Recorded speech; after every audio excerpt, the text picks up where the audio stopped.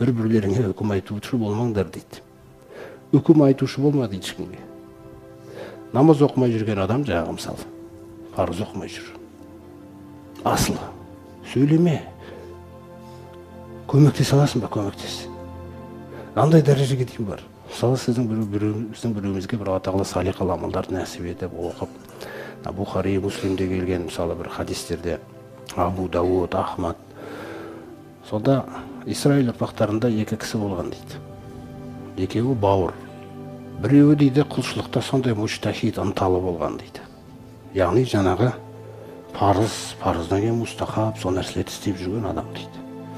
Екіншісі жаңағы күнәсін жеңе алмай жүр. Асылы екеуі де мұсылман. Сосын анау келеді да, ей, қысқартсашы енді деп сөйлейді. Бұл дұрыс. Насихат айту бұл дұрыс. Күндердің бір күні мынандай бір сөзді айтып жіберді дейді. Валлахи, Алла мен ант етем. Өйткені ананың сөзі бұның нәпсіне тиіп кетті. Ол не деді? Сен неге менің артымнан күзетші сияқты жүре бересің дейді. Мен жеңем, күресіп жүрмін, мен қазір осылай болып отырмын. Неге мені күзете бересің сен дейді. Сен Алла тағала хәл жағалак Аллаху рақибан алейя, менің үстіме бақылаушы қойып қойды ма?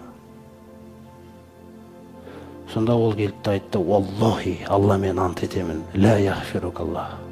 Алла сені кешірмейді. Бір сөзінде вәля юдхилукал жанна, жәннатқа да кіргізбейді деп айтып жүрген екен. Адам салиқалығымен алданған кезде осындай дәрежедегі ақымақтыққа жетеді екенбіз біз. Құдайдың атынан сөйлейтін сен кімсің? Алла тағаладың алдында білімің көтерілген сайын түсетін адамсың сен, түсетін. Көрінбе қалай көтеріліп кетті. Екеуінде Алла тағала қияметте Раббысының алдына алып келінген кезде жаңағы сөзді сөйлеп жүрген құлға айтады дейді. Акунта алиман бей. Сен мені жақсы білетін құл ма едің дейді. Мынаны қараңыз.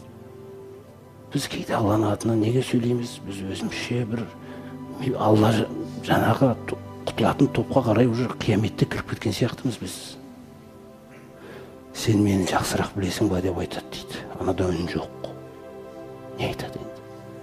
Ау күнті қодирон алама фияди.